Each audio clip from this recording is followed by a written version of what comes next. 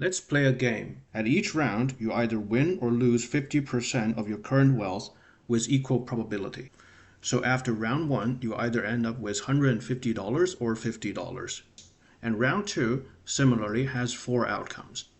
These are all the possible trajectories for the first 2 rounds. The average of all the outcomes for round 1 is $100. And the same is true for round 2. The expected wealth is constant over time. Yet, if we look at the payoff, that's the difference between the final and initial wealth, 3 out of 4 times we end up with a loss.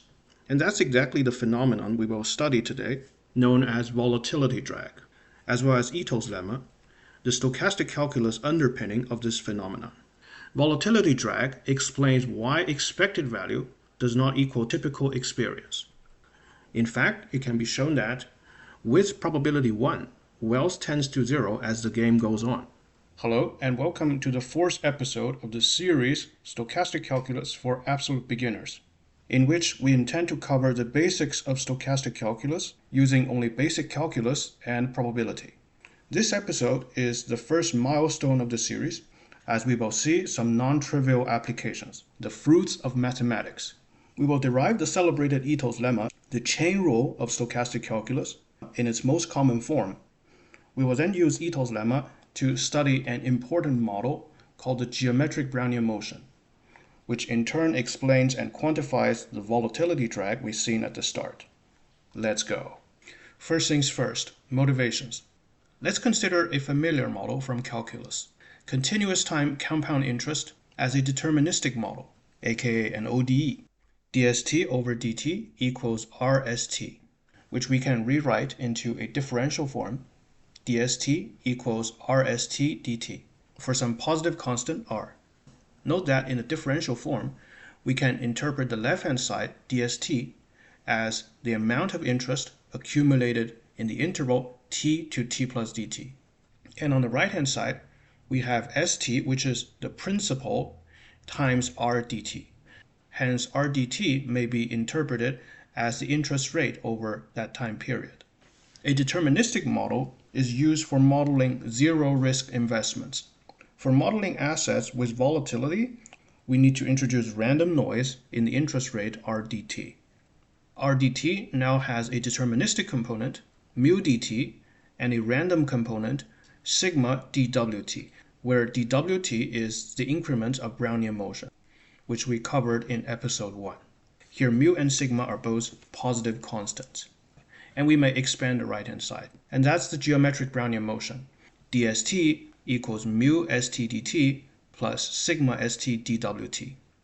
And that's an example of a stochastic differential equation, SDE. The stochastic differential equation is interpreted in the Ito integral sense, as defined in episode 1. Integrating both sides, we obtain st minus s naught equals the integral from 0 to t, mu s tau d tau, plus the integral from 0 to t, sigma s tau dw tau. The first integral on the right-hand side is a Riemann integral, whereas the second is an Ito integral. In particular, we recall that the definition of Ito integrals implies non-anticipation. The process s tau at any time has no information about the future of the Brownian motion w tau. And just like in ordinary calculus, we can simulate the trajectories of the SDE using the Euler's method. For I equals 1, 2, all the way to n, we have the following iteration scheme. Delta wi equals the square root of delta t times zi, where zi's are IID normal 0, 1. This is from the definition of Brownian motion. This way, delta wi has a variance of delta t, and requirement in the definition of Brownian motion. Next, we calculate the finite increment in the process S by using a discretized version of the SDE. Delta Si equals mu Si minus 1 delta t plus sigma Si minus 1 delta Wi. Notice that in the last term, the index I minus 1 for S and the index I for delta W satisfy non-anticipation, which is what we want. And then we simply update S by adding its increments. Or, equivalently, we can summarize the last two equations into one step. Si equals Si minus 1 times mu delta t plus sigma the square root of delta t zi quantity. The expression in the bracket is the random interest rate for the ith subtime interval. For example, here are some sample paths of the geometric Brownian motion with parameters mu equals 5%, sigma equals 20%, and S naught equals to 100. So this might be the time evolution of a price for a specific stock. And these are possible trajectories over a 5-year horizon. And the dotted curve is the expected mean. So now we can define Itô stochastic differential equation, also known as diffusion, in its general form. It is a generalization of the geometric Brownian motion. We say that xt is a diffusion process if it satisfies the Itô stochastic differential equation. Dxt equals mu of txt dt plus sigma txt dwt, where the drift coefficient mu of tnx and the diffusion coefficient sigma of tnx are given functions. The integral form of the Itô SDE, or diffusion, reads xt minus x naught equals the integral from 0 to t mu of s and xs ds plus the integral from 0 to t sigma of s and xs dws. If the coefficients mu and sigma are time independent, i.e. they do not depend on t explicitly, the SDE is said to be time homogeneous. For example, the geometric Brownian motion is a time homogeneous diffusion process because the drift coefficient is mu times x. It does not depend on t explicitly. And the same is true for the diffusion coefficient, which equals sigma times x. Which brings us to the main results of this video. First, we have the Itô's lemma, the version most commonly encountered in literature. Let f of t and x be a deterministic function that is c1 in t and c2 in x.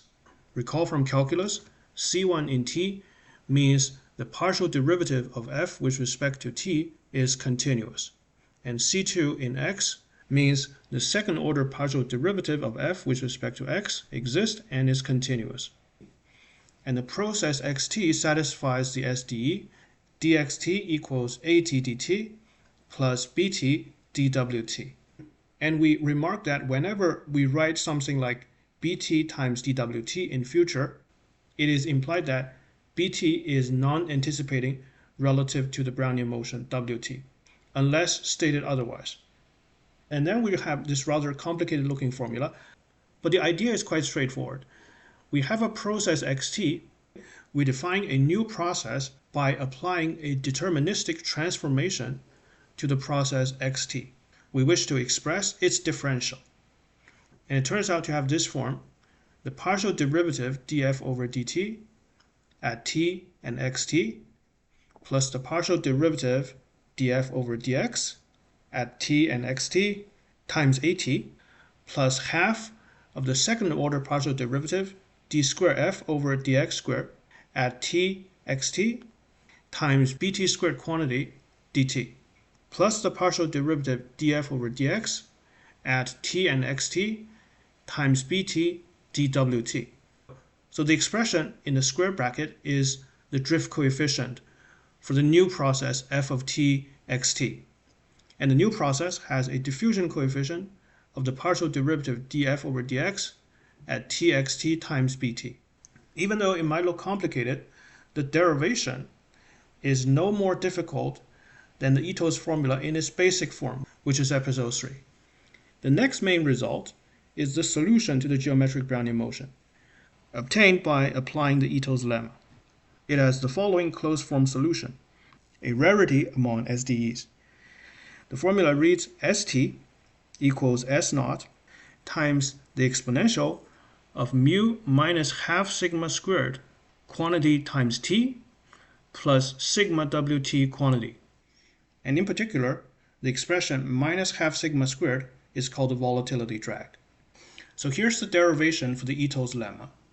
If you haven't watched the third episode, I strongly recommend doing so before coming back to this derivation, because the ideas are the same and the algebra there is simpler. I will not read out every letter in this derivation. Instead, I will just walk through the main ideas. The link for the video slides is in the description, so you can go through them at your own pace. We first do a Taylor expansion of the function f, keeping second order terms. The process x, the original process, has its own SDE. Let's calculate two products which will be useful. First, dt times dx. It is at dt squared plus bt dt dwt. We recall a crucial relation, dwt squared equals dt. This is what episode 2 is about. So dwt can be formally written as the square root of dt. Just like in regular calculus, we ignore higher order terms in dt. So the first term is of order dt squared, which we can neglect. And the second term is of order dt raised to the 3/2, which is also a higher order term of dt. So both of them can be neglected, and we write dt dxt equals 0. Next, we calculate dxt squared. First, expand the square as usual, similar to the previous calculation. The final term, bt squared dwt squared, is bt squared times dt. This is the only term we keep. It is not a higher order term of dt. It's the same order. And we notice that dxt squared is not affected by the drift coefficient at. And now we're just going to substitute these into the Taylor expansion and get the following. The increment in df of t and xt is defined as f of t plus dt, xt plus dxt minus f of t and xt, which is just the sum of the linear terms and the quadratic terms in our Taylor expansion. For the quadratic terms, only one term survives, and for the linear term with dxt, we simply substitute the SDE for xt. And then collecting the terms gives the Ito's lemma. Pause the video or go to the link for the slides to check the details in this derivation. Let's look at a special case where xt equals wt. This is equivalent of setting at to be 0 and bt to be 1, and it simplifies to the following. We can compare this with the first form of the Ito's lemma in episode 3. In episode 3, f is a single variable function of the Brownian motion. Compared with above, only the partial derivative with respect to t is missing, which is totally expected. Note that the regular chain rule fails. In calculus 3 or multivariable calculus, if we see a function f of t and wt, we can draw this dependency diagram. F depends on t explicitly, and it also depends on t through wt, which occupies the position of the second variable. And by the chain rule from Calc 3, the total differential df equals the partial derivative df over dt times the differential dt plus the partial derivative df over dx dwt. And compare this with the correct formula, second order derivative term is missing. Do not use the ordinary chain rule in Ito's calculus.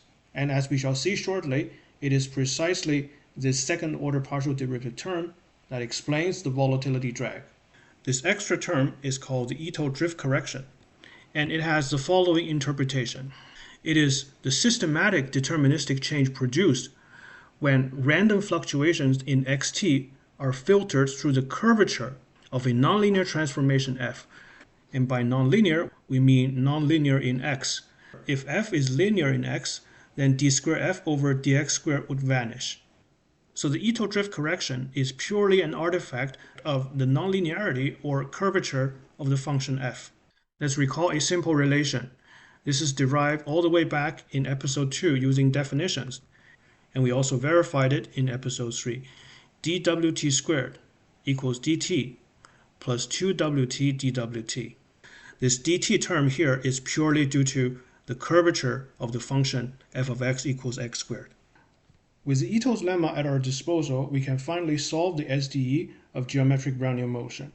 To do so, we need to select a transformation. For that, let's recall the deterministic case, the ODE, and its solution. The ODE can be solved using separation of variables, namely moving s and ds to one side and dt to another side. So the ODE reads dst over st is of course d of the natural log of st equals mu dt. Integrating both sides, we get the natural log of st minus the natural log of s naught equals mu t. and hence we consider the natural log transformation and apply the Ito's lemma to the natural log of st. Let f of t and x be the natural log of x, so the time derivative is 0, df over dx is 1 over x, d squared f over dx squared is minus 1 over x squared. Substitute everything into the Ito's lemma, as well as at equals mu st, bt equals to sigma st. After cancellation, we get d natural log of st equals mu minus half sigma squared quantity dt plus sigma dwt. So this is the stochastic version of separation of variables, and this SDE is known as a Brownian motion with drift. Integration is trivial. So we obtain the natural log of st minus the natural log of s naught equals mu minus 1/2 sigma squared quantity t plus sigma wt. Or equivalently, st equals s naught e to the mu minus half sigma squared t plus sigma wt. And here's an exercise. Verify the solution using the special case of the Ito's lemma. A step-by-step solution is given in Appendix 3 of the slides. And now let's look at a question of practical importance. In the GBM, in the exponential, we have a coefficient of mu minus half sigma squared. Whereas in the deterministic growth, the coefficient for t is just mu. Can we say that GBM suffers a lower growth due to this difference? And the answer is super interesting. It depends on what metric we're looking at. If we're looking at typical trajectories, GBM indeed suffers from lower growth. But if we're just talking about the ensemble average, the two are identical. Our little game at the beginning is the discrete analog of this phenomenon, and it's very counterintuitive. Basically, in a multiplicative system, the average is almost meaningless. Let's analyze the typical trajectories first. From the solution of GBM, we know that the logarithmic growth has a linear trend in time plus sigma wt. Divide by t on both sides, we get 1 over t times the natural log of st over s naught equals to mu minus half sigma squared plus sigma wt over t. What's the behavior of wt over t? Well, it converges to 0 in the mean square sense. As t tends to infinity, the second moment of wt over t tends to 0. In fact, we also have almost sure convergence. Namely, the event that wt over t tends to 0 as t tends to infinity has a probability of 1. And the proof is omitted as it requires measure theoretic probability. Therefore, 1 over t times the natural log of st over s naught converges to the constant mu minus 1/2 sigma squared almost surely. Now let's analyze the expected mean, or the ensemble average. At each time instance, we average the values of all possible trajectories, and this is what we end up, the exact same as the deterministic growth. The reason this can happen, despite the fact that the vast majority of the trajectories suffer from the volatility drag, is because a few exceptional trajectories have such high returns, they are the outliers, so that the average can be pulled back to the deterministic case, something that is already visible in our little game at the beginning. The only winning trajectory has such a huge payoff that it offsets all the losses in the other trajectories. Showing that requires the knowledge about the log normal distribution. And here's the definition. A random variable x is said to follow a log normal distribution with parameters mu and sigma if the natural log of x follows the normal distribution with mean mu and variance sigma squared. It's important to know that mu and sigma are not the mean or standard deviation of the log normal distribution. And here are some of the numerical characteristics of the log normal distribution in Appendix 2, in which we also derive these formulas. The details are in the slides. And from those formulas in Appendix 2, we can show that the expected value of st is the same as the deterministic growth. And in fact, the median is the typical path. So the moral of the story is, when analyze the behavior of a stock, look at the median performance, not average. We can also derive the mode behavior and the probability of exceeding the mean. Here phi is the standard normal CDF, and as we can see, when t gets larger, it becomes harder and harder to beat the mean return. That's it for today's video. If you enjoyed the content, please consider like and subscribe. I've been having a lot of fun making this series. I hope you've been enjoying it as well. Thank you very much for watching, and I'll see you next time. Bye.